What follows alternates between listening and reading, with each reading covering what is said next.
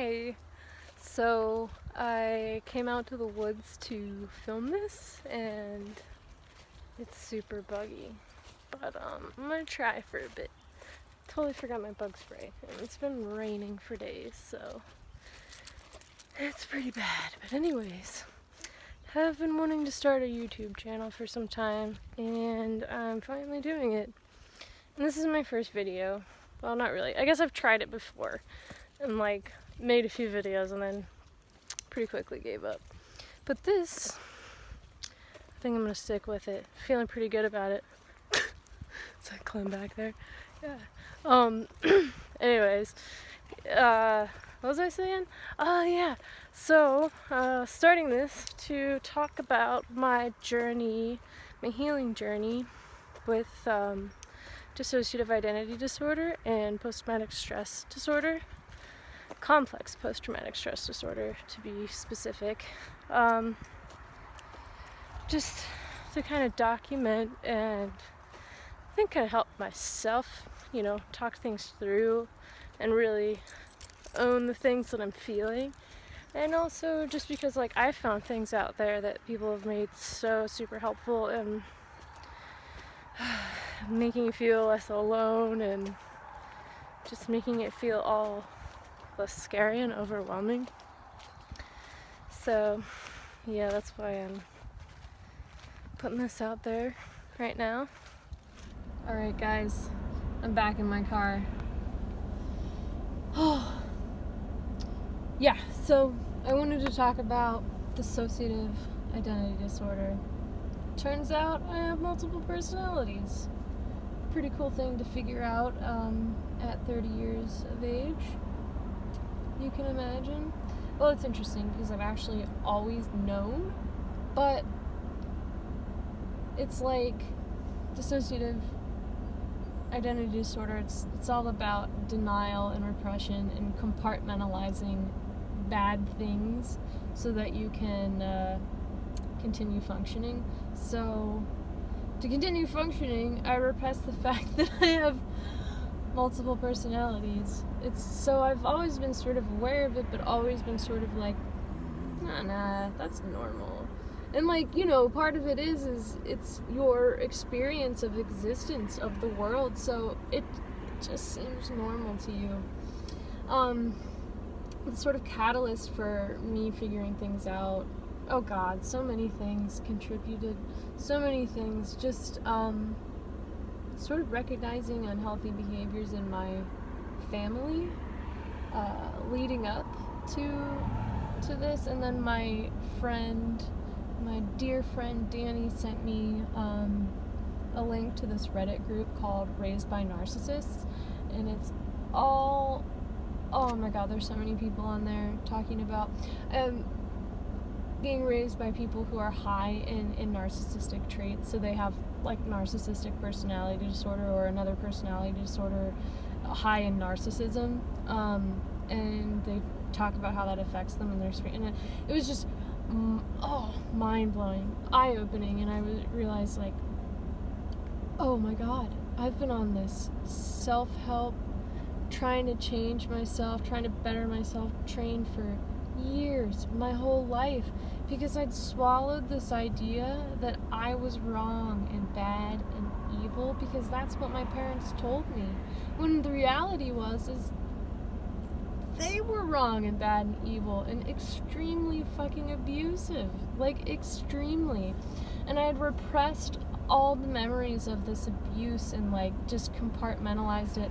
Well, dissociative identity disorder basically happens because of early childhood trauma. You experience something so traumatic, you just can't handle it, right?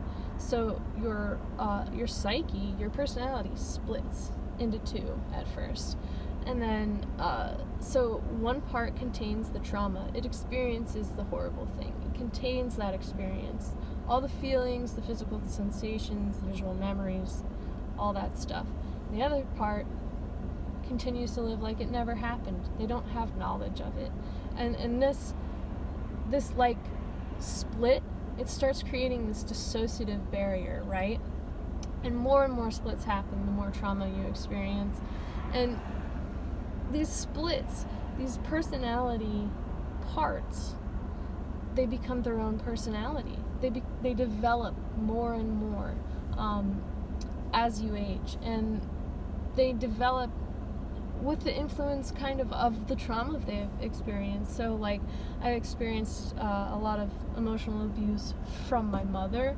A lot of the message was, you're worthless, you're not a boy, so you're terrible, girls are worthless. A lot of like very, not like, this isn't overt, she's a very covert person in her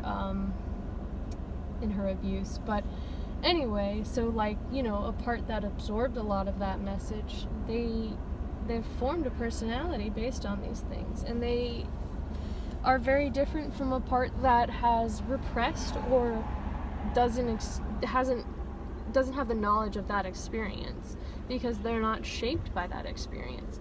So it creates these parts that are very, very different, and they feel very different, and it's disabling and debilitating, and it's a disorder because that switching, I can't control it. I don't know if other people with dissociative identity disorder can, but I have no control over which part is doing what. Different things trigger them out, because they're very tied to emotions, and it's very tied to things that you experienced in your past. If something reminds you of that, it triggers a response, triggers that same part that deals with similar things, if that makes sense.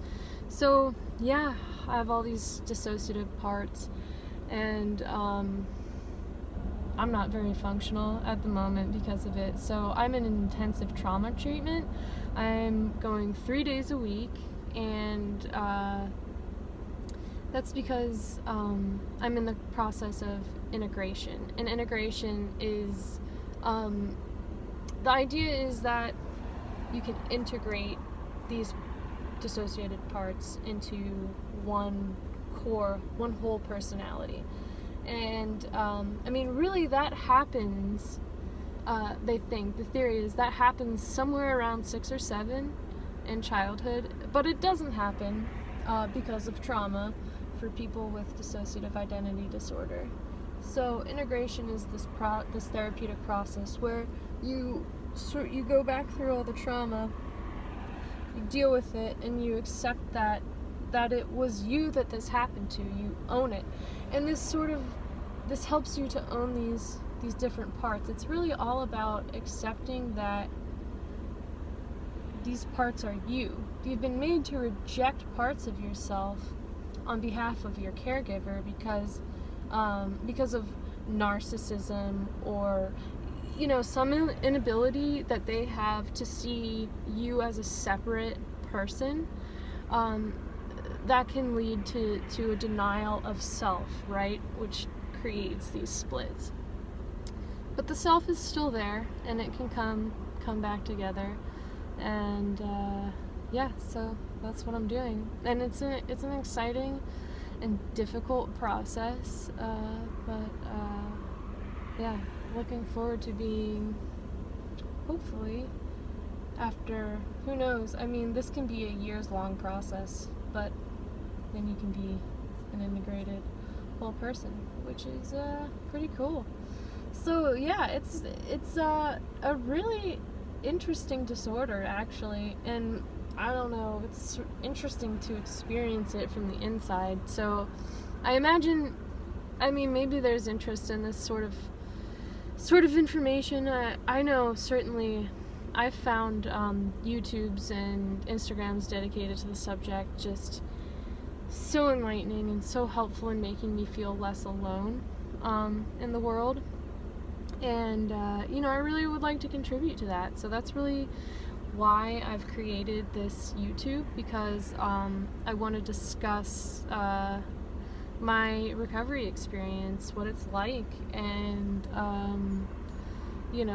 just the different aspects of living with dissociative identity disorder and complex post-traumatic stress disorder, and the other fun stuff I've been diagnosed with, which includes major depressive disorder and generalized anxiety disorder as well. So yeah, and I think, you know, it's important information to be out there, because it's really important that parents don't traumatize and abuse their children. Really very important, because it has lifelong lasting impacts, and I'm a testament to that. You know, despite having tried very hard, being highly educated and working really hard to function well and to function healthfully, I just experience these setbacks over and over. I have panic attacks on a weekly basis. I deal with the switching of my personality parts, which is erratic and disorienting and alarming, and can be, God, it really messes up your life. So yeah, I just hope that I can convey the importance of treating people and children kindly. This is so important. More important than anything, I think.